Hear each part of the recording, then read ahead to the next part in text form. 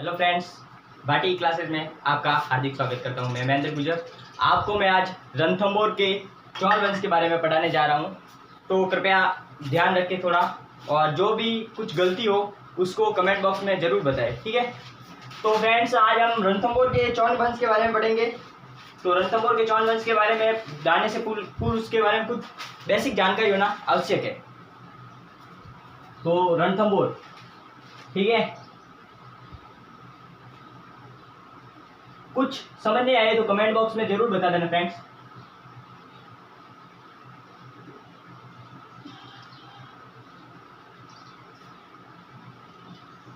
रणथंभौर का चौहान वंश, ठीक है।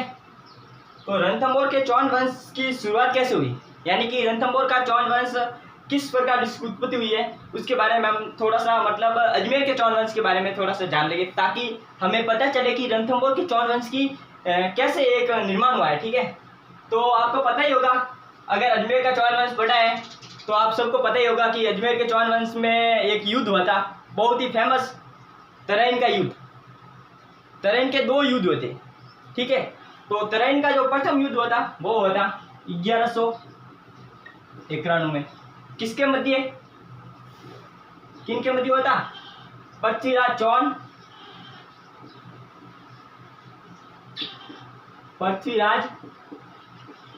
चौहान और इसका जो प्रतिद्वंदी था वो कौन था?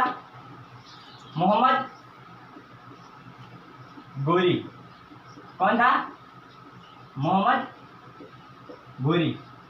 तो तराइन का जो प्रथम युद्ध हुआ था वो बोला पृथ्वीराज चौहान और मोहम्मद गोरी के मध्य, ठीक है। तो इसके बाद इसमें क्या हुआ, इस युद्ध में इसकी हार हुई। किसकी? अपने पृथ्वीराज की। तो अपने इस पृथ्वीराज की हार हो गई। भाई साहब मोहम्मद गोरी जो बेचैन हो गए, अब क्या करें। तो इन्होंने क्या हुआ कि फिर से एक युद्ध किया, तराइन का द्वितीय युद्ध। कौन सा? तराइन युद्ध, ठीक है। तराइन फर्स्ट, तराइन सेकंड, ठीक है। तो तराइन का द्वितीय युद्ध इन दोनों के मध्य हुआ था, ठीक है। तो इसमें तो पहले में किसकी हार हुई थी? पृथ्वीराज चौहान, पृथ्वीराज चौहान की जीत हुई थी, ठीक है। पृथ्वीराज चौहान की जीत हुई थी और हार हुई थी मोहम्मद गोरी की। कुछ गलती हो जाती है, ठीक है।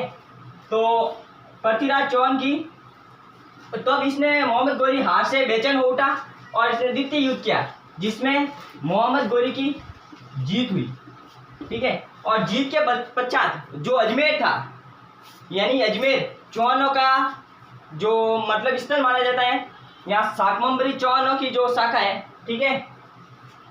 तो अजमेर किससे सौंप दिया? कुतुबुद्दीन ऐबक को। किसका गुलाम था? मोहम्मद गोरी का। कौन? कुतुबुद्दीन ऐबक। कौन था? कुतुबुद्दीन ऐबक। अब यहाँ पर कुतुबुद्दीन ऐबक जो शासन कर रहा था उसी समय, तो जो पृथ्वीराज का पुत्र था उसका नाम था गोविंदराज तृतीय। क्या नाम था? राज थर्ड। पुत्र किसका? पृथ्वीराज चौहान का। इसने आक्रमण किया किस पर? कुतुबुद्दीन ऐबक पर। और कुतुबुद्दीन ऐबक पर आक्रमण कर इसको हरा दिया।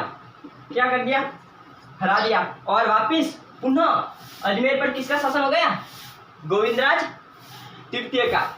तो अब गोविंदराज तृतीय का शासन हो गया, तभी इसी पृथ्वीराज चौहान के भाई, नाम था हर्षराज। क्या नाम था? हर्षराज। तो हर्षराज ने क्या किया? गोविंदराज पर आक्रमण कर दिया।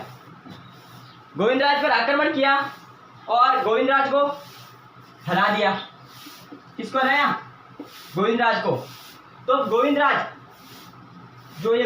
था, ये भागकर कहाँ चला गया? रणथंभौर, ठीक है। तो रणथंभौर चला गया गोविंदराज। इसके पश्चात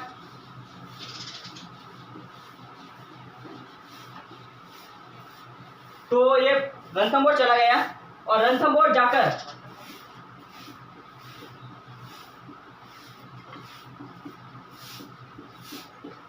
सन 1194 ईस्वी में रणथंभौर में चौहान वंश की नींव डली। किसने? चौहान वंश की स्थापना किसने की थी? रणथंभौर के गोविंदराज तृतीय ने, ठीक है, जो कि किसका पुत्र था?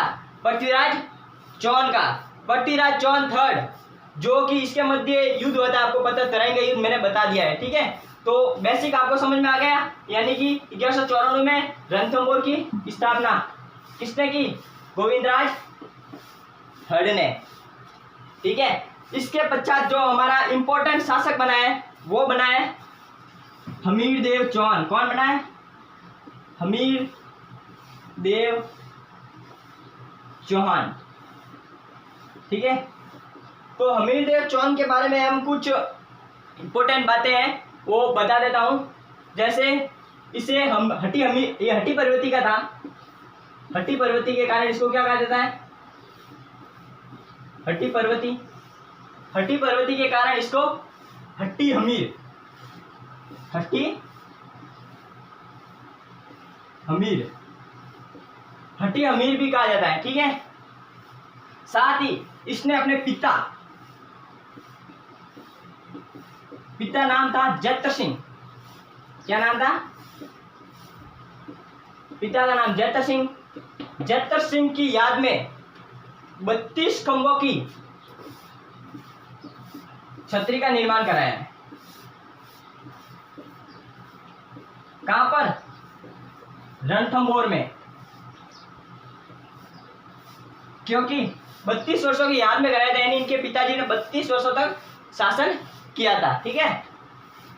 तो इसका जो दिल्ली का जो समकालीन शासक था, दिल्ली का जो समकालीन शासक था वो प्रथम था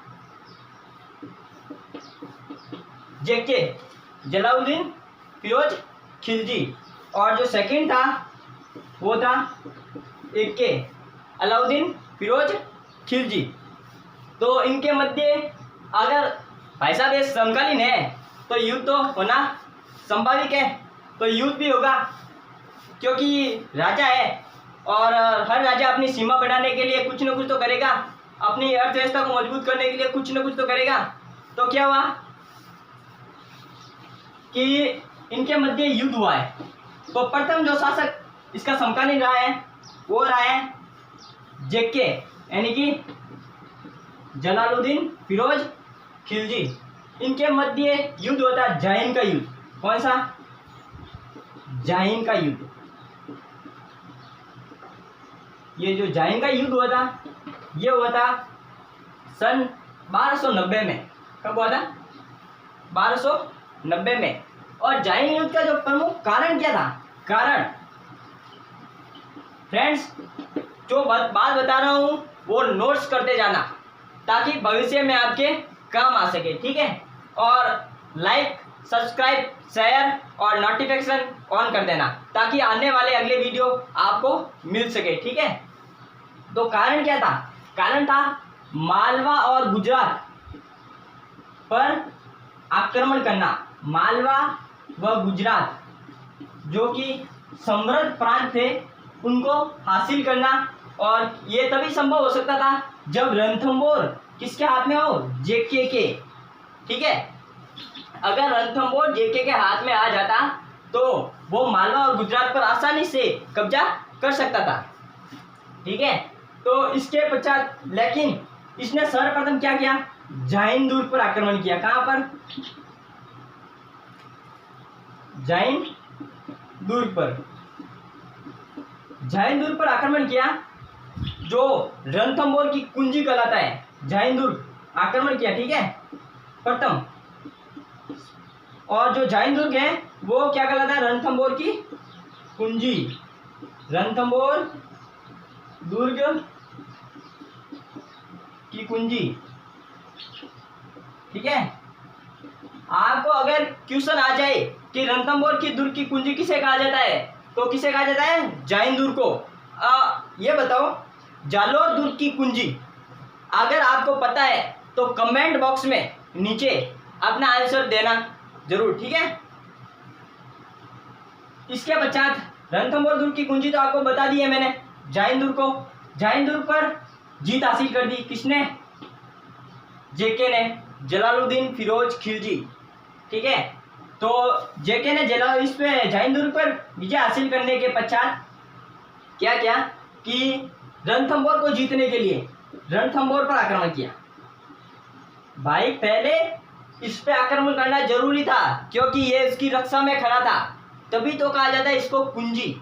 ठीक है, अगर इसको जीत लिया तो रणथंभौर को जीतना भी, मतलब स्टेप बाय स्टेप। ठीक है, तो रणथंभौर को दुर्ग को जीतने के लिए क्या किया, इसने रणथंभौर पर आक्रमण किया। किसने? जलालुद्दीन खिलजी ने। लेकिन यहाँ पर क्या हुआ, हार का सामना करना पड़ा।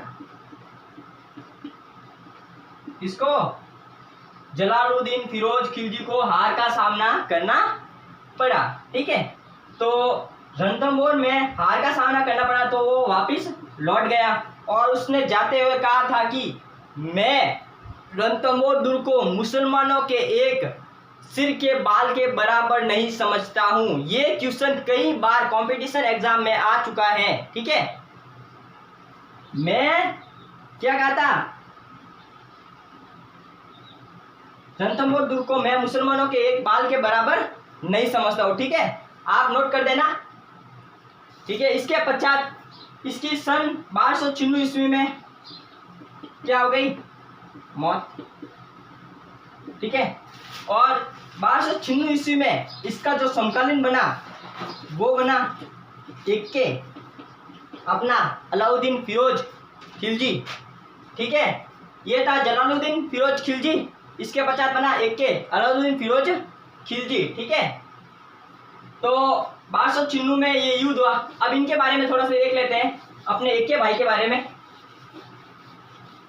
दोस्तों पढ़ने में मजा आ रहा है तो लाइक शेयर सब्सक्राइब जरूर कर दो। ठीक है, तो अपने एक्के साहब क्या हुआ, एक्के साहब, अब एक्के साहब पहला बदला लेना था इसका जलालुद्दीन फिरोज खिलजी की हार का। दूसरा,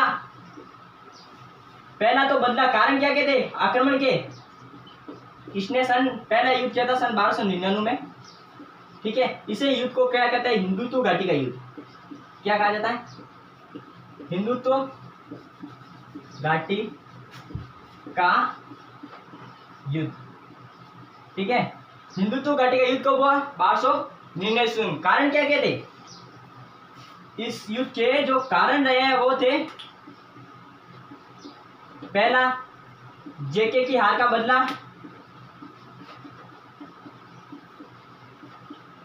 बदला। ठीक है, दूसरा कारण रहा है मालवा और गुजरात, जो पहले मैं आपको बता चुका हूं। ठीक है, तीसरा जो इसका थर्ड कारण रहा है वो रहा है, विस्तार से बताऊंगा। ठीक है, दो तो आपको पता है, थर्ड आपको पता नहीं है। ठीक है, नमस्कार। ठीक है, तो थर्ड आपको मैं बता देता हूं, उसके पूर्व देख लीजिए थर्ड क्या होता। थर्ड ये हुआ था, ये है अपना जलालुद्दीन फिरोज खिलजी का दरबार। यहाँ पर बैठा है जेके, यहाँ पर बैठा है इसका जो मंगोल शासक था मोहम्मद शाह। क्या था नाम था, मोहम्मद शाह। ठीक है, और यहाँ पर बैठी थी इसकी प्रिय बेगम, जिसका नाम था क्या था, चिमना बेगम। चिमना बेगम